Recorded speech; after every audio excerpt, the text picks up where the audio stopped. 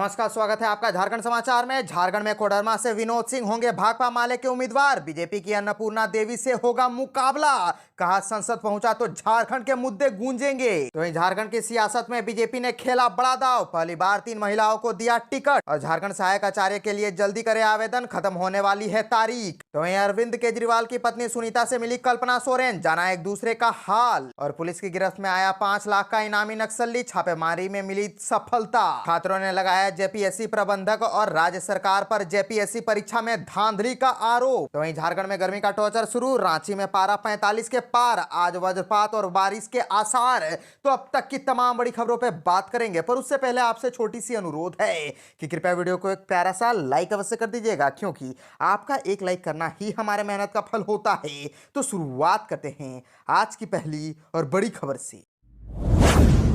इस वक्त की बड़ी खबर झारखंड से आ रही है, जहां झारखंड की सियासत में बीजेपी ने खेला बड़ा दांव। पहली बार 3 महिलाओं को दिया टिकट। दरअसल भारतीय जनता पार्टी ने राज्य में अपने हिस्से की 13 सीटों में से 3 पर महिलाओं उम्मीदवारों को लोकसभा चुनाव में उतारा है। यह पहली बार है जब पार्टी ने लोकसभा चुनाव में 3 महिलाओं को प्रतिनिधित्व दिया है। हालांकि इसमें सभी महिला प्रत्याशी दूसरे दलों से भाजपा में शामिल होकर चुनाव लड़ रही है। महिला प्रत्याशी के मामले में राज्य की सत्तारूढ़ी गठबंधन की तरफ से कई नामों की चर्चा है। सबसे ज्यादा चर्चा चतरा और पलामू सीट के लिए हो रही है। इनमें पलामू में ममता भूइयां और चतरा में नीलम देवी का नाम प्रमुख है। दोनों की राजद की तरफ से टिकट की आस में है, लेकिन अभी तक इनके नाम पर मुहर नहीं लगी है। भाजपा ने सिंहभूम और दुमका की सीट पर आदिवासी महिला प्रत्याशी दिया है। इससे आदिवासी बहुल क्षेत्र की महिलाओं से संवाद करने में पार्टी को आसानी होगी। हालांकि दुमका में भाजपा के पास लुइस मरांडी जैसी नेत्री है, जो विधायक और मंत्री भी रह चुकी है। दुमका लोकसभा के जामा विधानसभा क्षेत्र से झामुमो विधायक रही सीता सोरेन भाजपा के लिए पड़ोसी सीट गोड्डा और राजमहल में भी प्रचार करेंगी। हालांकि पार्टी के कुछ कार्यकर्ता के मन में इस बात का मलाल है कि अपने लोगों को चुनाव लड़ाने योग्य नहीं समझा गया, लेकिन पार्टी अनुशासन की वजह से कोई मुंह नहीं खोल रहा है।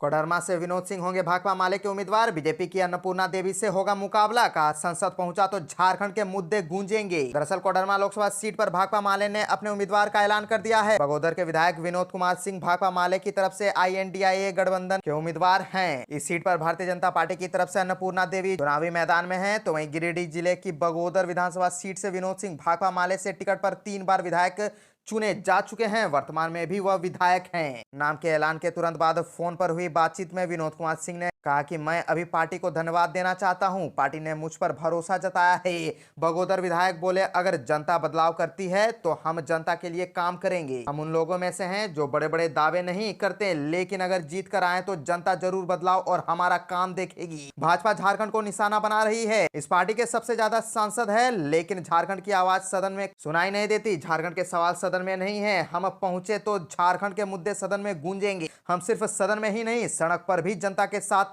खड़े रहते हैं। बगोदर की जनता यह अच्छी तरह से जानती है कि हम उनकी आवाज रहे हैं। जनता के हर मुद्दे में हम उनके साथ खड़े रहे हैं। भ्रष्टाचार का मामला हो या जनता की कोई भी समस्या हो, हम सदन से लेकर सड़क तक जनता के साथ खड़े रहे हैं।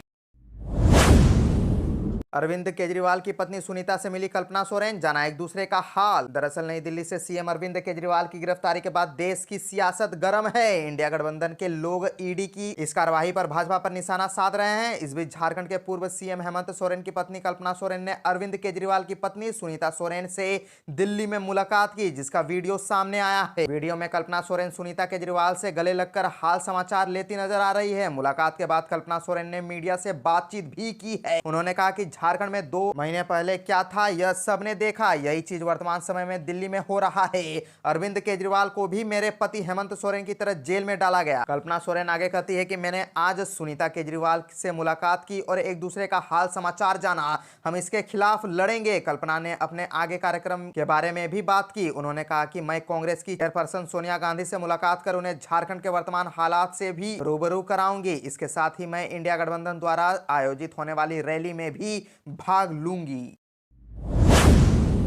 झारखंड सहायक आचार्य के लिए जल्द करें आवेदन, खत्म होने वाली है तारीख। दरअसल झारखंड के 26,000 सहायक आचार्य की नियुक्ति प्रक्रिया जारी है। इच्छुक कैंडिडेट 6 अप्रैल तक राज्य कर्मचारी चयन आयोग की वेबसाइट पर जाकर आवेदन कर सकते हैं। वही अभ्यर्थी 8 अप्रैल की मध्य रात्रि तक आवेदन कर सकेंगे। यह नियुक्ति प्रारंभिक विद्यालय सहायक आचार्य स्वयं 2024 के संशोधन नियमावली के अनुसार होगी। झारखंड कर्मचारी चयन आयोग द्वारा जारी अधिसूचना के आधार पर अभ्यर्थी 10 अप्रैल की मध्य रात्रि तक फोटो व हस्ताक्षर अपलोड कर सकेंगे। समर्पित ऑनलाइन आवेदन में संशोधन 11 से 12 अप्रैल की मध्य रात्रि हो सकेगा। आवेदन करने वाले अभ्यर्थियों को 12वीं और स्नातक की परीक्षा 50% अंकों के साथ उत्तीर्ण करना जरूरी है। साथ ही साथ उनके पास बीएड की डिग्री या फिर 2 साल का डीएलएड होना भी आवश्यक है। सहायक आचार्य के लिए आवेदन करने वालों के लिए एक निश्चित शुल्क तय किया गया है। इसके मुताबिक अनुसूचित जनजाति और अनुसूचित जाति वर्ग के अभ्यर्थियों को 50 एवं जनरल ओबीसी और ईडब्ल्यूएस के उम्मीदवारों को 100 रुपए देना होगा।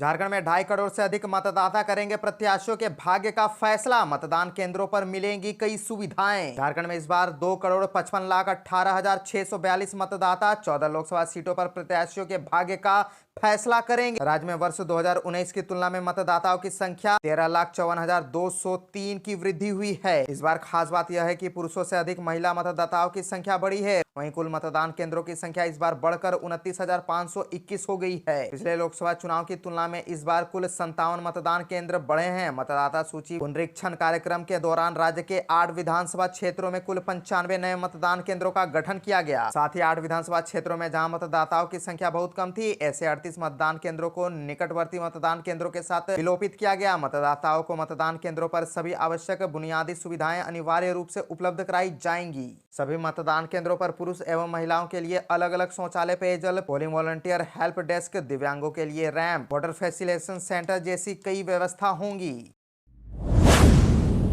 पुलिस की गिरफ्त में आया 5 लाख का इनामी नक्सली, छापेमारी में मिली सफलता। पुलिस अधीक्षक अंजनी अंजन को मिली गुप्त सूचना पर छापेमारी अभियान चलाकर गारू थाना क्षेत्र के मिर्चाइया जंगल से माओवादी नक्सली कमांडर नागेश्वर भोक्ता उर्फ नेशनल गंजू को गिरफ्तार कर जेल भेज दिया गया है। उन्होंने बताया कि गुप्त सूचना मिली थी कि माओवादी रीजनल कमांडर छोटू खरवार का दस्ता किसी घटना को अंजाम देने के लिए गारू थाना क्षेत्र में मिर्चैया और इसके आसपास के जंगल में भ्रमणशील है। इस सूचना के सत्यापन के बाद बरवाडी डीएसपी के नेतृत्व में पुलिस की टीम गठित की गई और नक्सलियों के खिलाफ घेराबंदी कर छापेमारी आरंभ की गई। पुलिस की टीम जैसे ही मिर्चैया गांव में पहुंची, वैसे ही नक्सली जंगल का लाभ उठाकर वहां से फरार हो गए।